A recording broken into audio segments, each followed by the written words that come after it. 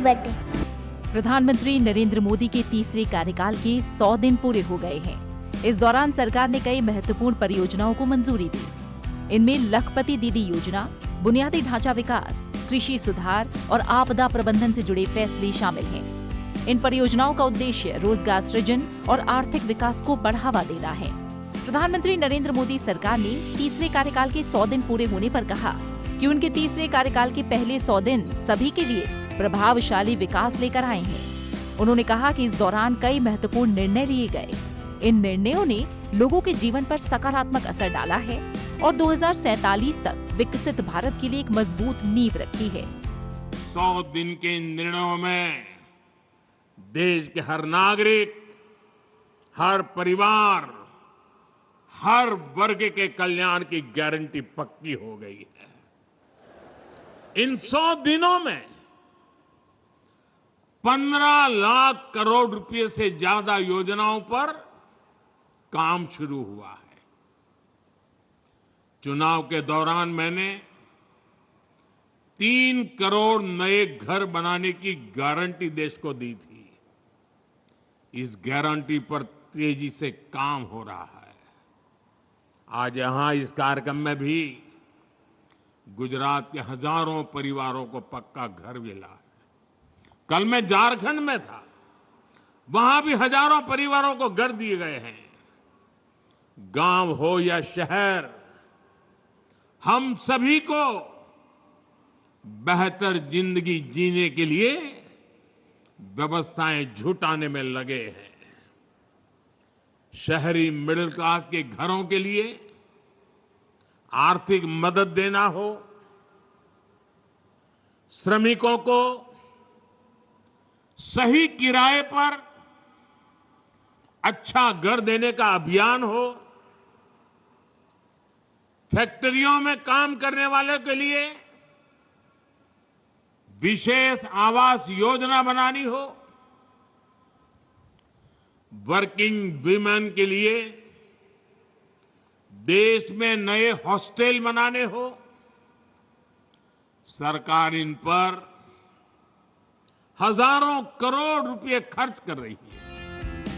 गृह मंत्री अमित शाह ने सरकार की 100 दिन के कामकाज की रिपोर्ट पेश की। 100 दिनों की उपलब्धियों पर एक स्पेशल बुकलेट जारी की गई।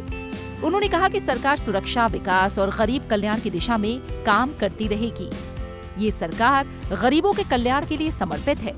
गरीबों के हित में लगातार काम किया जा रहा है।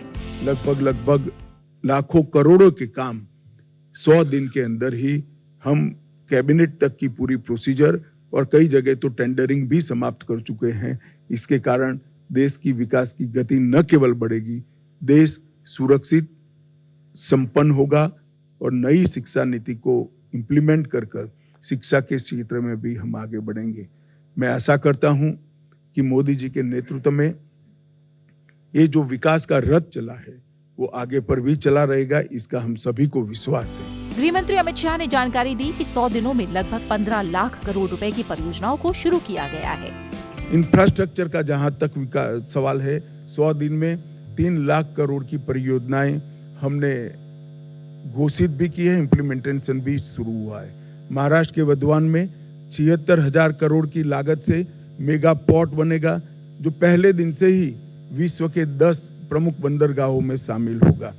49,000 करोड़ की 25,000 अनकनेक्टेड गांवों को जोड़ने की योजना, ये योजना 100 की आबादी वाले गांवों को भी जोड़ेगी। तो एक प्रकार से मजले, टोले और आदिवासी क्षेत्रों की छोटी वसाहतों को भी अब रोड से 12मासी कनेक्टिविटी दी जाएगी।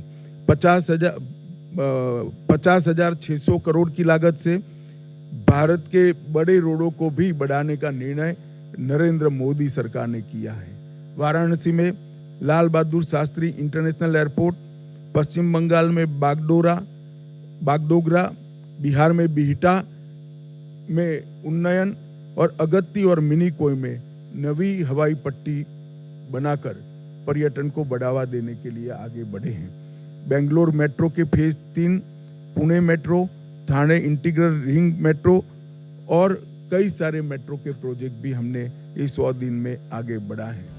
गृह मंत्री अमित शाह ने कहा कि सरकार ने किसानों की बेहतरी और कृषि को बढ़ावा देने के लिए भी कई अहम फैसले लिए हैं।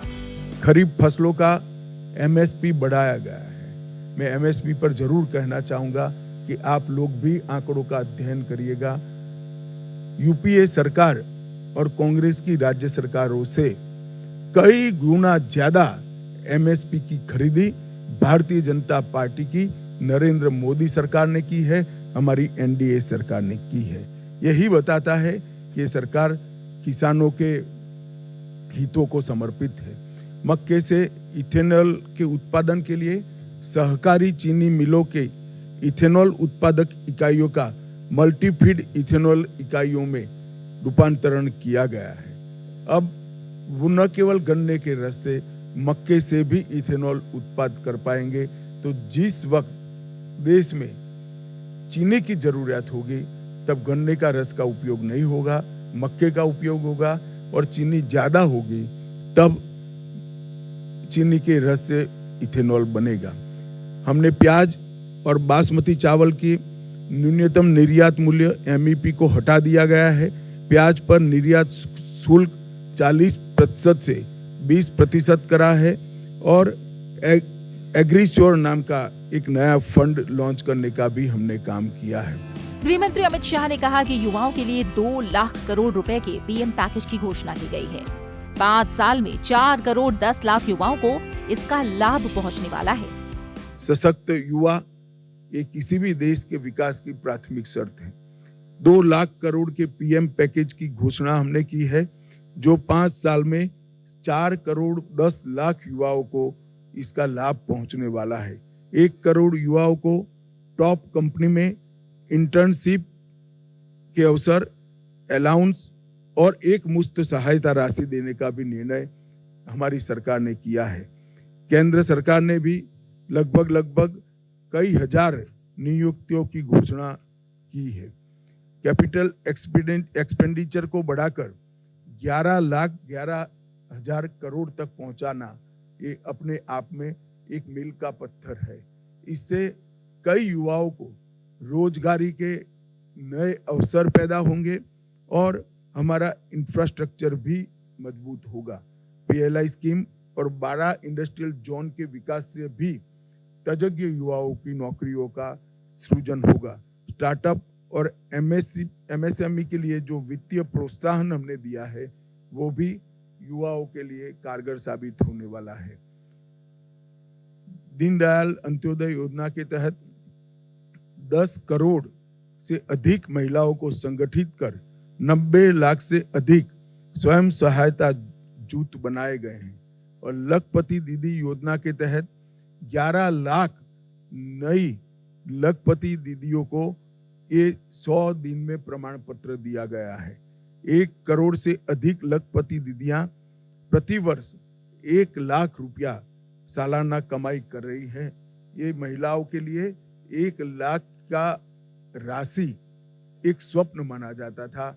आज वो सम्मान के साथ अपना जीवन जी दे। इसके साथ पर्यटन दीदियों जो गाइड का काम करेगी, पर्यटन मित्रों और ड्रोन दीदी के माध्यम से सेल्फ हेल्प ग्रुप और युवाओं को पर्यटन से जोड़ने का काम भी हमने किया है। प्रधानमंत्री जनजातीय उन्नत ग्राम अभियान, इसके तहत 63,000 जनजातीय गांवों का पूर्ण विकास किया जाएगा, जिससे 5 करोड़ आदिवासियों की आर्थिक स्थिति में सुधार आएगा। ये योजना के तहत गांव को प्राथमिक जरूरियातों से और प्राथमिक सुविधाओं से संपूर्ण युक्त किया जाएगा। गृह मंत्री ने 10 सालों की उपलब्धियों का जिक्र करते हुए कहा कि देश की बाहरी और आंतरिक सुरक्षा प्रणाली को मजबूत बनाकर भारत को सुरक्षित बनाने में मोदी सरकार ने एक बहुत बड़ी उपलब्धि हासिल की है। आजादी के बाद पहली बार दुनिया ने भारत की रीढ़ की हड्डी वाली विदेश नीति देखी है।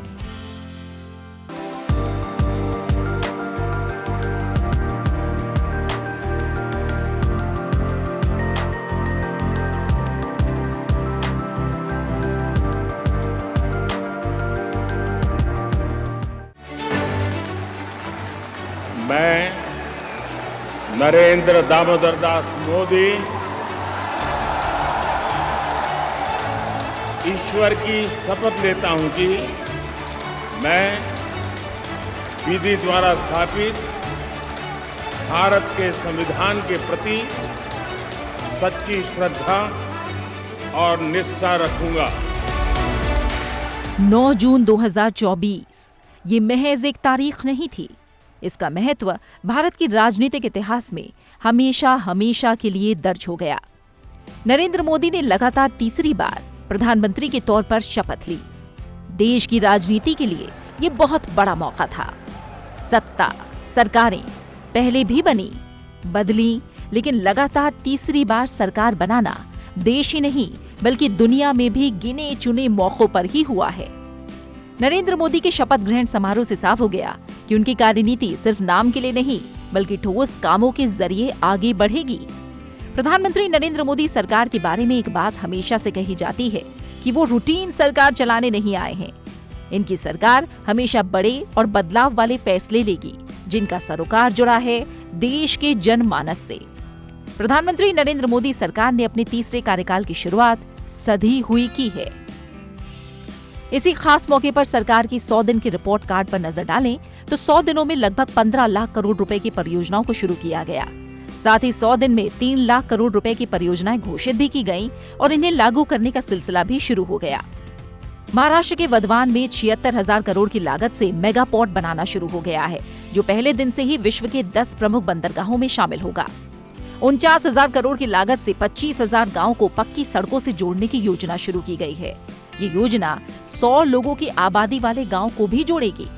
50,600 करोड़ की लागत से भारत की सड़कों के विस्तार का निर्णय भी मोदी सरकार ने किया है।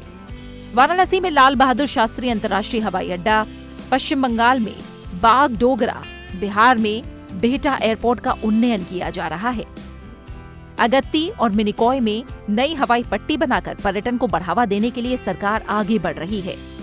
बेंगलुरु मेट्रो, पुणे मेट्रो, थाने इंटीग्रेटेड रिंग मेट्रो और अन्य कई मेट्रो के प्रोजेक्ट भी इन 100 दिन में आगे बढ़ाए गए हैं। कृषि के क्षेत्र में पीएम किसान सम्मान योजना की 17वीं किस्त में 9.5 करोड़ किसानों को 20,000 करोड़ रुपए वितरित किए गए। अभी तक कुल 12 करोड़ 33 लाख किसानों को 3 लाख करोड़ रुपए वितरित किए गए हैं। सरकार ने किसानों के हित में बासमती चावल के न्यूनतम निर्यात शुल्क को घटाया है और प्याज पर निर्यात शुल्क को कम किया है। साथ ही एग्री श्योर नाम का एक नया फंड भी लॉन्च किया गया है। गन्ने के अलावा मक्के से इथेनॉल प्रोसेसिंग को बढ़ावा दिया गया है। अब 7 लाख रुपए की आय पर कोई टैक्स नहीं लगेगा। ओआरओपी का तीसरा संस्करण लागू कर दिया गया है। प्रधानमंत्री आवास योजना के तहत 3 करोड़ घर स्वीकृत किए गए हैं, जिनमें से 1 करोड़ घर शहरी इलाकों में और 2 करोड़ घर ग्रामीण इलाकों में बनेंगे।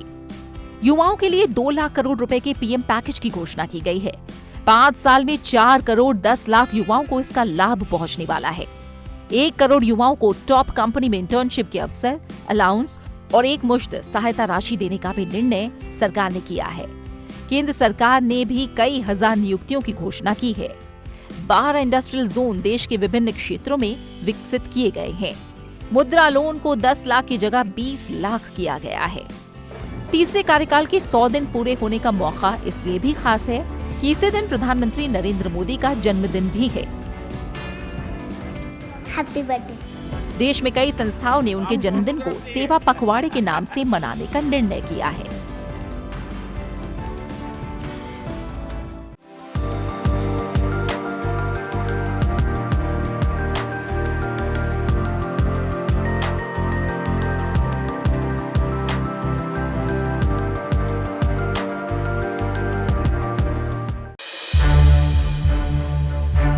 To watch more programs of Sansad TV, subscribe to our YouTube channel and don't forget to like and share them.